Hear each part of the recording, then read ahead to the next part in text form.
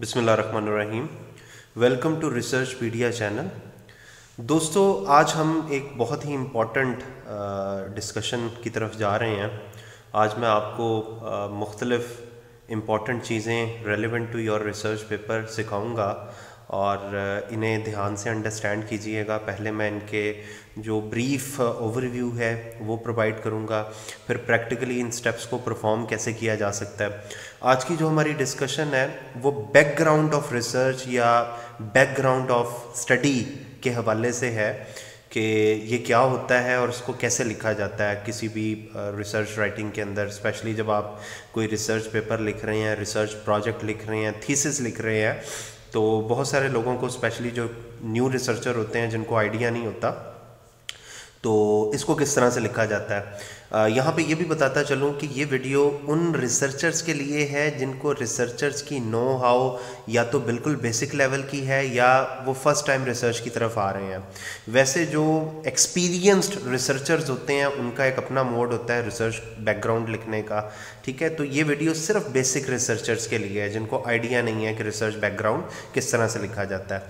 तो इसके लिए मैं हेल्प लूँगा। मैंने एक दफ़ा ट्रेनिंग प्रोवाइड की थी ऑनलाइन कुछ स्टूडेंट्स को, तो मैंने उस वक़्त एक डिटेल डिस्कशन की थी पूरे इंट्रोडक्शन सेक्शन में। तो उसमें से रिसर्च बैकग्राउंड के हवाले से मैं थोड़ा सा आपको ब्रीफ कर देता हूँ ये होता क्या है। The purpose of the background section is to provide foundational information that will help the reader understand the research study.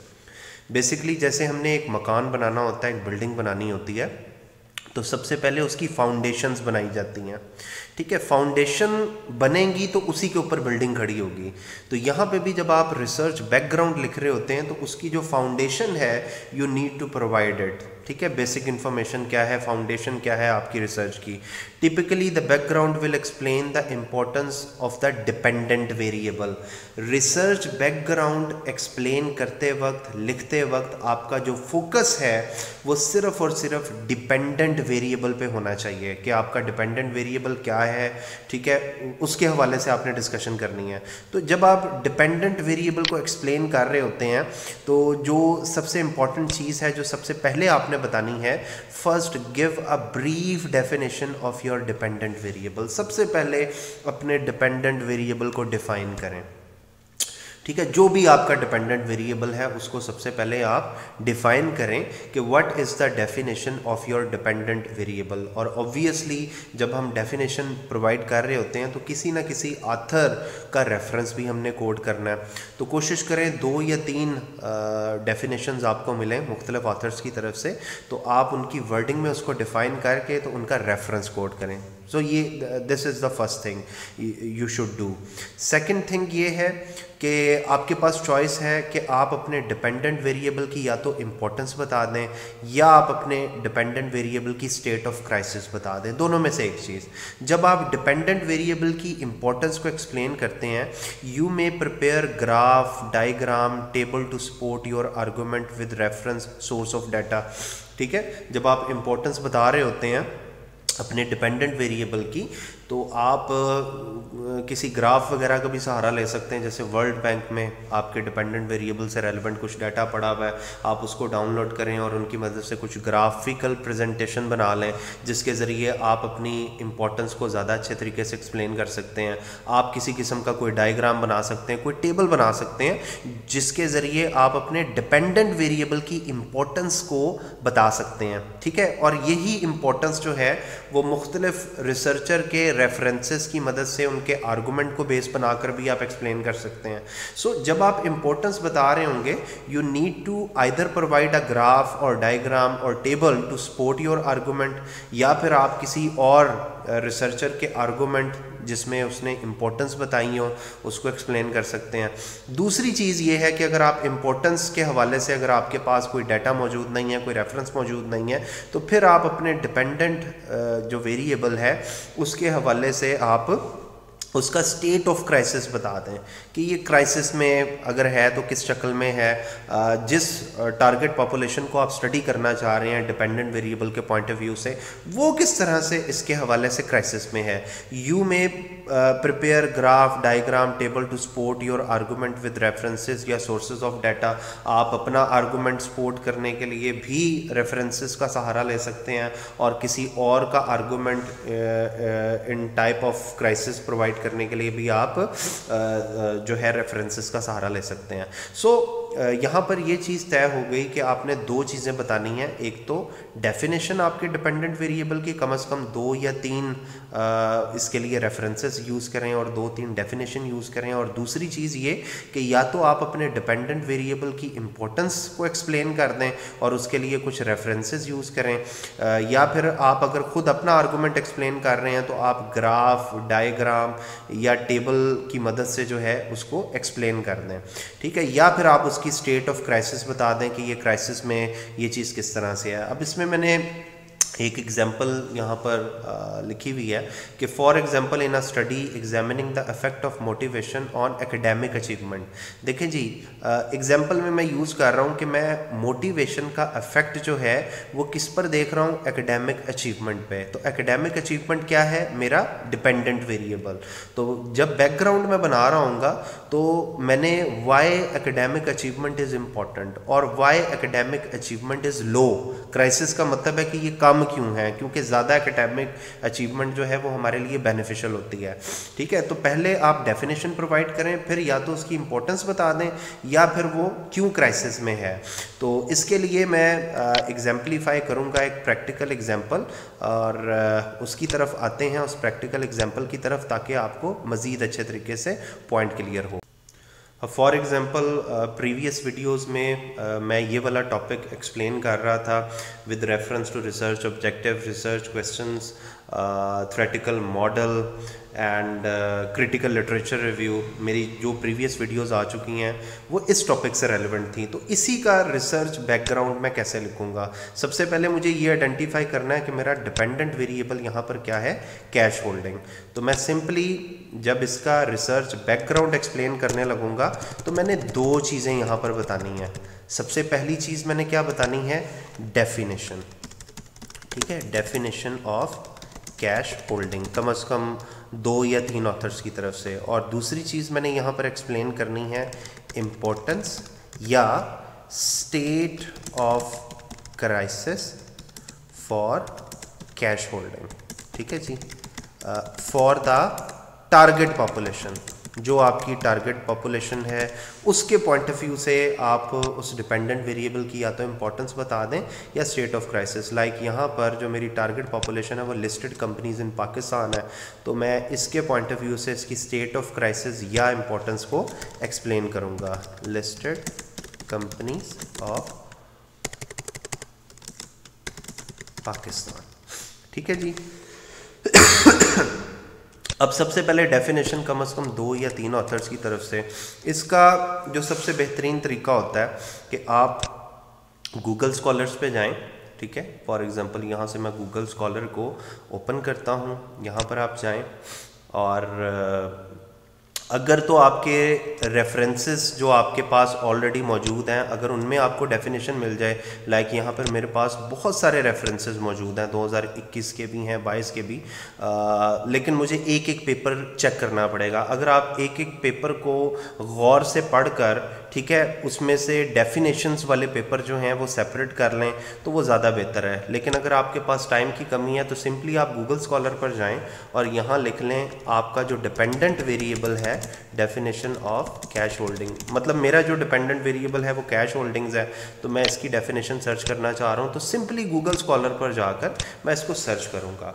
अब जिस पेपर के अंदर कैश होल्डिंग की डेफिनेशन मौजूद है वो पेपर जो है मेरे सामने आ जाएंगे। फॉर एग्जांपल ये 2011 का पेपर है, काफ़ी पुराना है, ठीक है, ये 2016 का है। कोशिश मैंने करनी है कि मुझे कुछ लेटेस्ट पेपर अगर मिल जाएं तो बेटर है, अगर लेटेस्ट पेपर ना मिलें तो फिर जो मिल रहे हैं, ठीक है, एटलीस्ट वो लेटेस्ट 10 ईयर्स में से किसी के रेंज के हों। लाइक ये 2016 का है, ये इस वक्त क्योंकि 2022 चल रहा है, तो इसके अकॉर्डिंगली फिर ये थोड़ा सा लेटेस्ट है।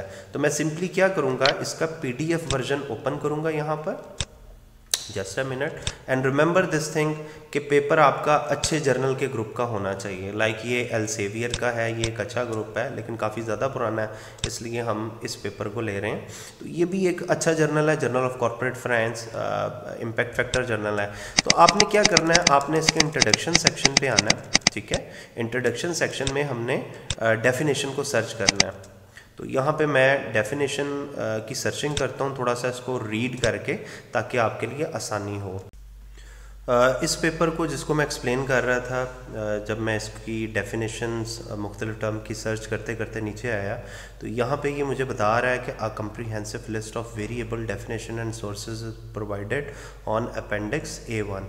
तो सिंपली मैं क्या करूँगा, मैं इसके अपेंडिक्स की तरफ जाऊँगा और वहाँ से मैं जो मेरी रिक्वायर्ड डेफिनेशन है उसको, ये हमारे सामने एक जो है वो पेपर है जिसके अपेंडिक्स में हम पहुंच चुके हैं, ठीक है।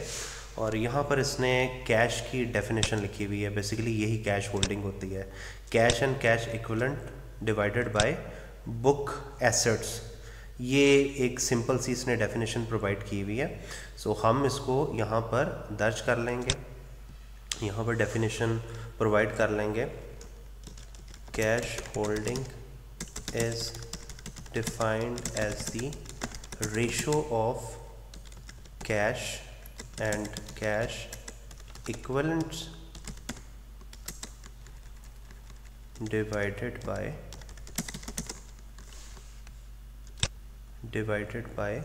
यहाँ पर हमारे पास ये है G, divided by book value of assets.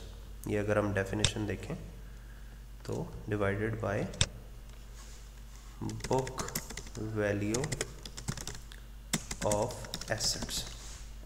ये हमने एक सिंपल सी इसकी डेफिनेशन यहाँ से नोट डाउन कर ली। अब इसका रेफरेंस हमने कोट करना है। लाइक हम चेक कर लेंगे कि ये पेपर किस नाम से था जी। ये पेपर है corporate social responsibility and corporate cash holding, ठीक है। तो ये है जी ये पेपर।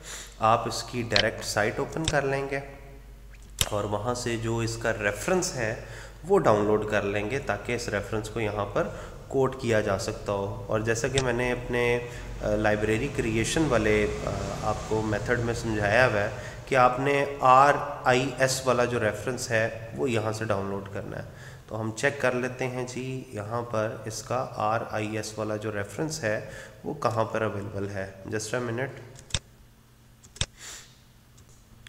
यहाँ पर इसका RIS वाला रेफरेंस नहीं मिल रहा, तो जो PDF फाइल है उसमें DUI नंबर दिया हुआ है, आप सिंपली इसको क्लिक कर दें तो ये आपको डायरेक्टली जो जर्नल की अपनी वेबसाइट है वहाँ पर ले जाएगा। वहाँ पर क्योंकि ये साइट का ऑप्शन मौजूद है, उसमें से RIS वाली जो फाइल है उसको आप डाउनलोड करें और सिंपली उसको ओपन कर लें, तो ये आपका जो लाइब्रेरी है उसके अंदर आ जाएगा, ठीक है। यहाँ से इसको सिलेक्ट करें और सिंपली इस फाइल के अंदर रेफरेंस कोड कर दें, ठीक है। तो ये देखिएगा जी, क्योंकि लाइन के एंड पे आ रहा है, आप सिंपली इस तरह से रेफरेंस कोड कर दें। अब ये एक ऑथर की तरफ से डेफिनेशन हो गई, ठीक है।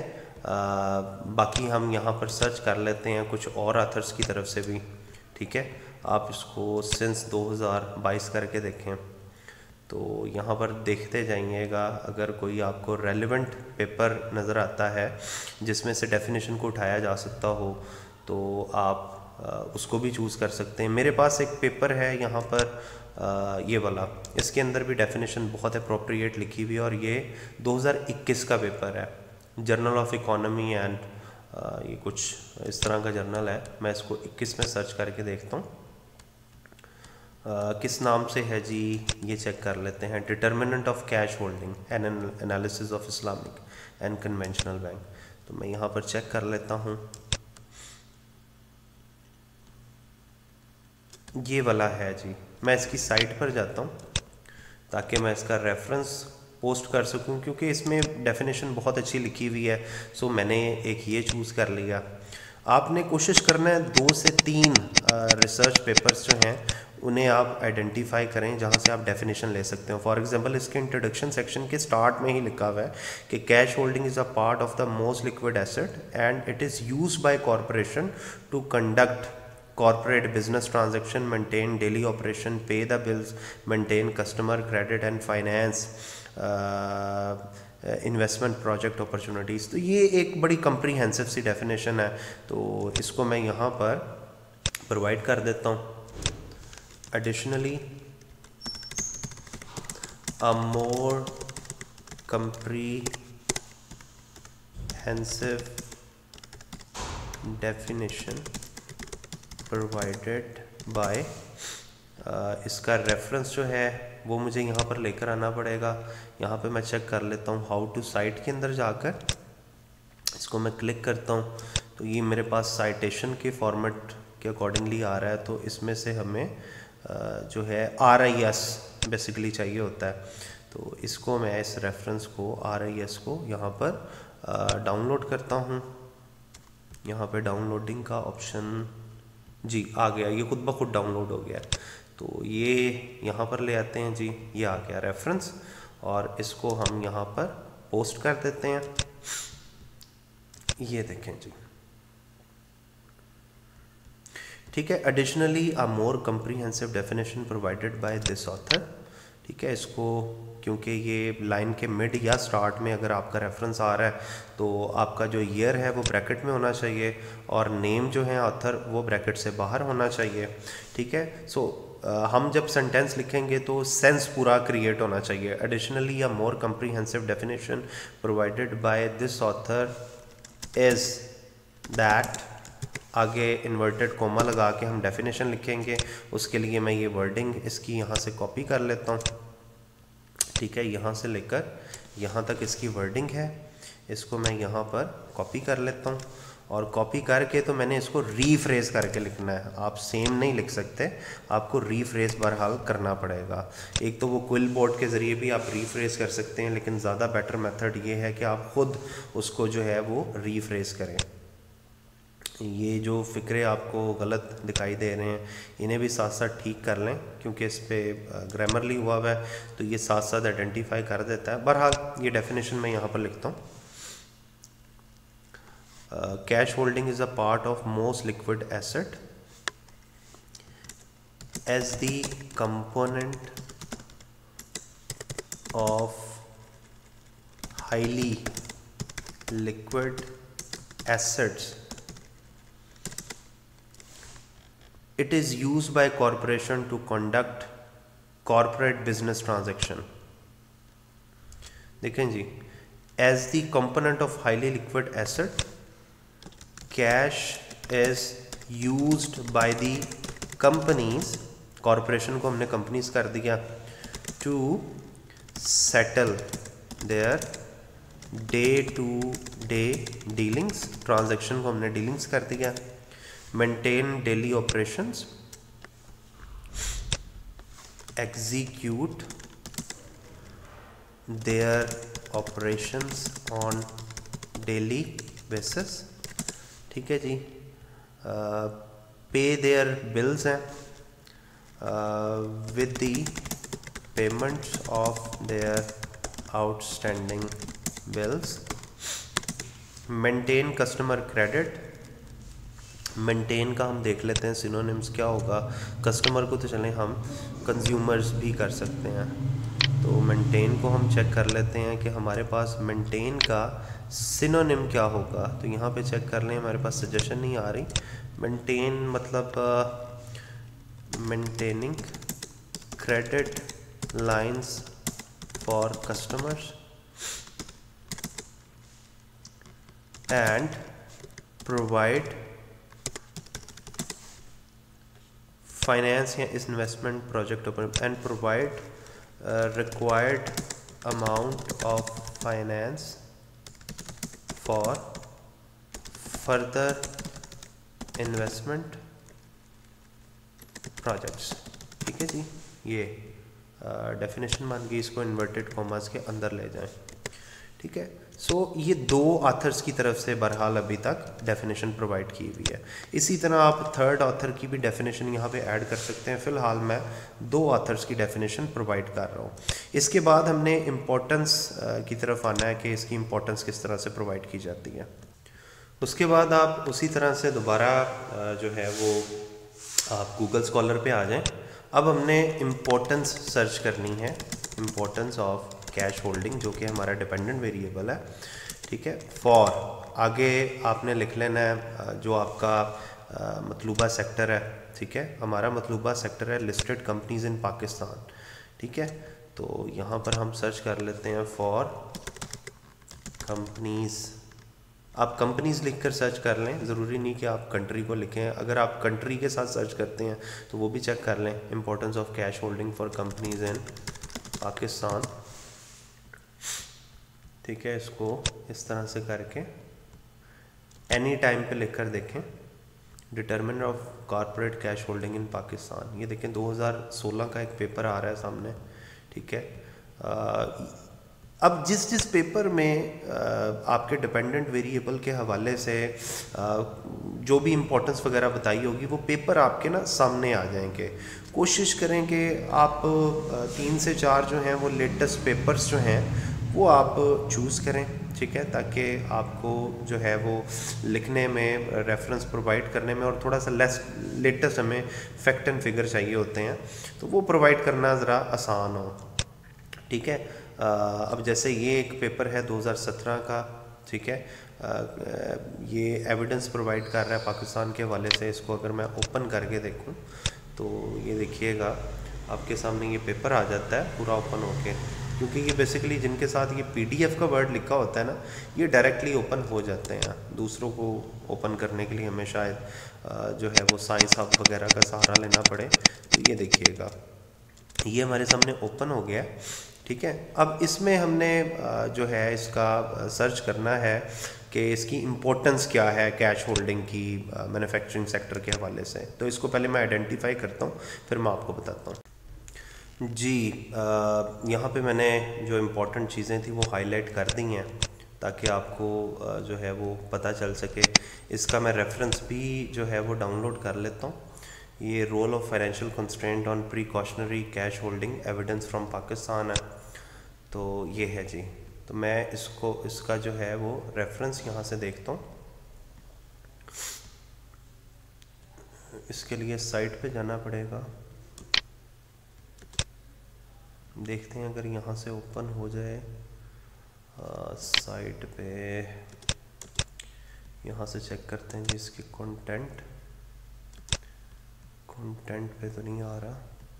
हाँ, वही तरीका अप्लाई करते हैं कि हम इसको कॉपी कर लेते हैं। ये जो इसका बेसिकली DOI नंबर है, इसके ज़रिए पहुँचने की कोशिश करते हैं। एक मिनट ये अगर किसी तरह से कॉपी हो जाए, यहाँ से नहीं हो रहा, इसको कहीं और ओपन कर लेते हैं, क्योंकि अगर आप यहाँ से दबा देंगे तो जो एरियाज़ मैंने हाईलाइट किए हैं वो गायब हो जाएंगे। मैंने यहाँ पे कुछ चीज़ें हाईलाइट की हुई हैं जो कि इम्पोर्टेंस के अंडर आती हैं, तो इधर से इसको क्लिक कर लेता हूँ ताकि ये साइट खुल जाए। ये देखिएगा अब ये उस साइट पे चला गया जहाँ से हमें रेफरेंस चाहिए। तो इधर से डाउनलोड साइटेशन, ठीक है, इसको हमने क्लिक किया और ये हमें RIS फाइल की तरफ ले गया, डाउनलोड साइटेशन, ठीक है जी। ये हमारे पास साइटेशन आ गई, ये देखें जी। अच्छा, अब करना क्या है, अब क्योंकि हम इसकी इम्पोर्टेंस को एक्सप्लेन करने लगे हैं, while discussing the importance of holding cash, ठीक है जी। यहाँ पे रेफरेंस कोड कर दें,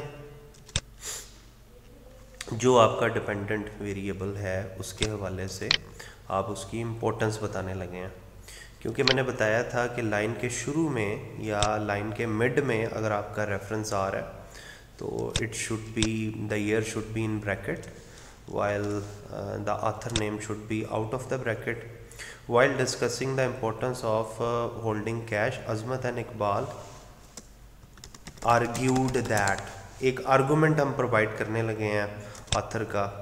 जैसे मैंने आपको बताया था कि जब आप बेसिकली इम्पोर्टेंस को डिस्कस कर रहे हैं या तो अपना आर्गूमेंट दें, अगर आप अपना आर्गूमेंट दे रहे हैं तो आपको कोई ना कोई ग्राफ या डायग्राम या टेबल की हेल्प लेनी पड़ेगी। अगर आप किसी और का आर्गूमेंट यूज़ कर रहे हैं तो आप उसका रेफरेंस प्रोवाइड कर दें। तो यहाँ पर हम बेसिकली किसी और का आर्गूमेंट जो है वो एक्सप्लेन करने लगे हैं।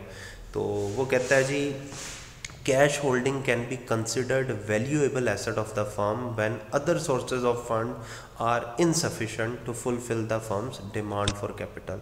यानी जब other sources of funds से जो आपकी फंड की डिमांड है वो पूरी ना हो रही हो तो उस वक़्त आप कैश होल्डिंग को यूज़ कर सकते हैं। तो इसको यहाँ से हम बेसिकली कॉपी कर लेते हैं क्योंकि ये इस ऑथर का व्यू है। Argued that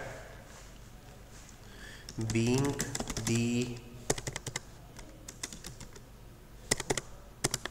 most valuable asset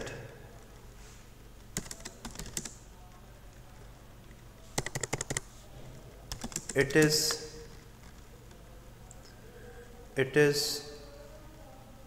necessary to hold cash when other sources of funds are insufficient, when the firm is lacking the other sources of funds, sources of financing या sources of cash to fulfill its demands। ठीक है जी, ये एक उसने अपना argument बता दिया, लेकिन मैंने कुछ और चीज़ें भी हाईलाइट की हुई हैं। जैसे कि मैंने बताया था, चाहे आप डेफिनेशन बता रहे हैं या इम्पोर्टेंस बता रहे हैं, कोशिश करें कि 3-4 लोगों के ज़रिए आप ज़रूर चीज़ को एक्सप्लेन करें। तो यहाँ पे हम देख लेते हैं और फर्दर हमें आर्गूमेंट मिलते हैं। मसलन ये एक आर्गूमेंट है लेकिन ये कुछ और लोगों का है। In cash holding literature there are studies which have pointed out that there are significant difference among the cash holding behaviour of develop and under develop country. Pakistan क्योंकि अंडर डेवलप कंट्री में आता है, ठीक है, तो ये तो एक अंडरस्टूड बात है कि डेवलप कंट्री में कैश होल्डिंग का सिनेरियो अलग होगा और अंडर डेवलप में अलग होगा। तो इसको हम अपनी बहस का हिस्सा नहीं बनाते हैं क्योंकि हमारा इस वक्त फोकस जो है, जो स्टडी का फोकस है, वो सिर्फ पाकिस्तान पे है, हम कंपैरिजन नहीं कर रहे। This study is important in developing country context such as Pakistan because it is considered as having lower level of financial intermediary development, stock market development, legal system inefficiency and lower GDP। अब ये एक reason बता रहा है लेकिन एक और authors की मदद से बता रहा है। आप सिंपली क्या करोगे कि आप इसको डाउनलोड कर लो, ठीक है, ये जिसका भी पेपर है ये आप डाउनलोड कर लें ताकि आप ओरिजिनल जो पर्सन है उसका यहाँ पर रेफरेंस कोड कर सकें। तो मैं यहाँ पर एक ओरिजिनल पर्सन का रेफरेंस कोड करने के लिए उसी के पेपर को यहाँ पे सर्च कर लेता हूँ। ये है जी, ठीक है, ये एल्सेवियर का है। मैं इसको जनाब यहाँ पे ओपन कर लेता हूँ, ये मेरे पास आ गया। इसका जो है वो साइट कर लेता हूँ मैं रेफरेंस, ठीक है जी, और इसको अपने सिस्टम के अंदर ले आता हूँ। ऑल्दो ये पुराना रेफरेंस है, लेटेस्ट नहीं है, लेकिन जाहिर है अगर आप किसी की कोई बात कोड करते हैं तो आपको उसका रेफरेंस भी प्रोवाइड करना पड़ता है, चाहे वो कितना भी पुराना हो। तो मैं बेसिकली जिसको मैंने देखकर ये डाउनलोड किया है वो ये वाला रेफरेंस है, ठीक है। यानी इस पर्सन ने बताया है कि जो पाकिस्तानी सिनेरियो है उसमें किस वजह से आपको ज़्यादा कैश होल्डिंग की ज़रूरत होती है। तो यहाँ पर फॉर एग्ज़ाम्पल मैं इसको दर्ज कर देता हूँ। सिमिलरली आप इसका रेफरेंस प्रोवाइड कर दें लाइन के स्टार्ट में क्योंकि रेफरेंस आ रहा है, ठीक है। इसको क्लिक किया और ये सिलेक्ट हो गया। Similarly back at all argued that, ठीक है, argued that the underdeveloped nation of Pakistan. अब ये अगर हम इस लाइन को पढ़े तो इसका सेंस अंडरस्टैंड करना है।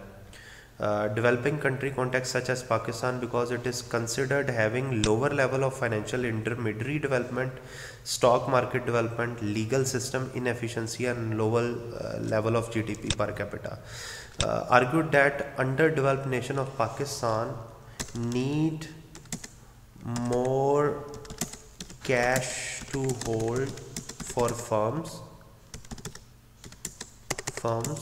due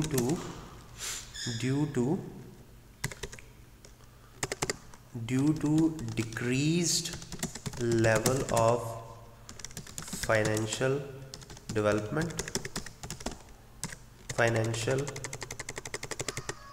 or stock market development, including inefficient system of, ये देखें ना, लीगल सिस्टम इनएफिशिएंसी है तो मैं इसको लिख रहा हूँ इनएफिशिएंट सिस्टम ऑफ जुडिशरी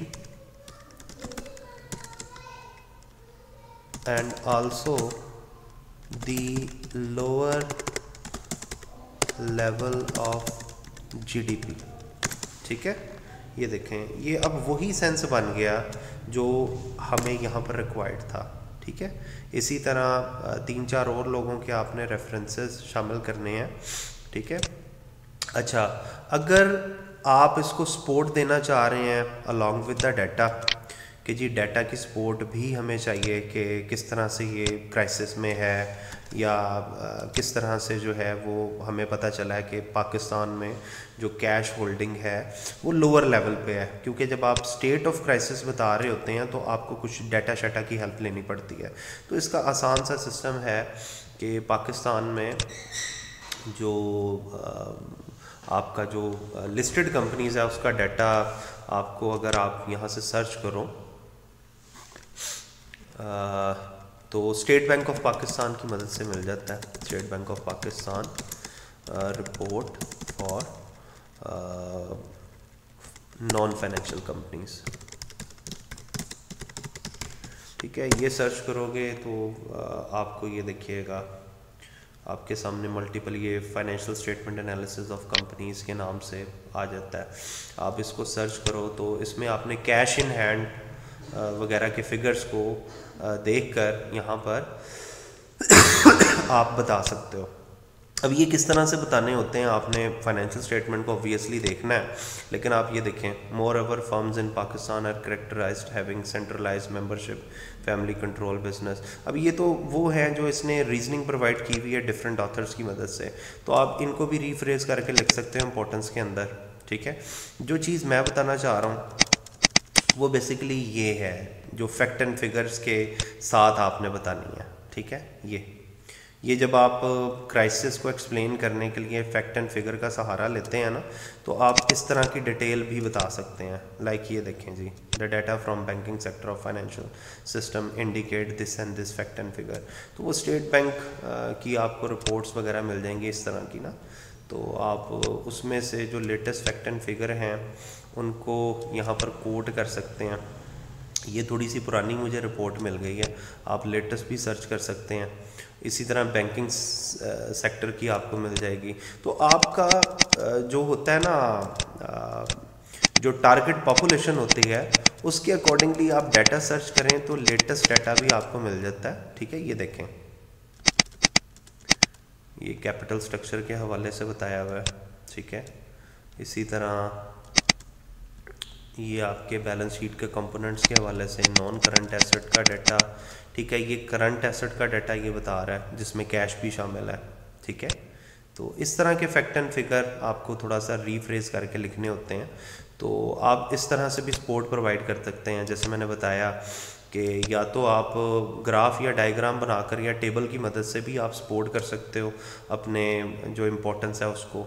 ठीक है, या स्टेट ऑफ क्राइसिस को अगर आपने एक्सप्लेन करना है तो इसके ज़रिए भी आप सपोर्ट कर सकते हो। फ़िलहाल मैं ये कंसिडर कर रहा हूँ कि जब आप डेफिनेशन लिख लें, ठीक है, और उसके बाद 2 से 3 ऑथर्स के ज़रिए आप जो है वो इसका इम्पोर्टेंस बता लें, तो आप ये वाली हेडिंग भी हटा दें और ये वाली भी हेडिंग हटा दें और इन दोनों को इकट्ठा कर दें इस तरह से।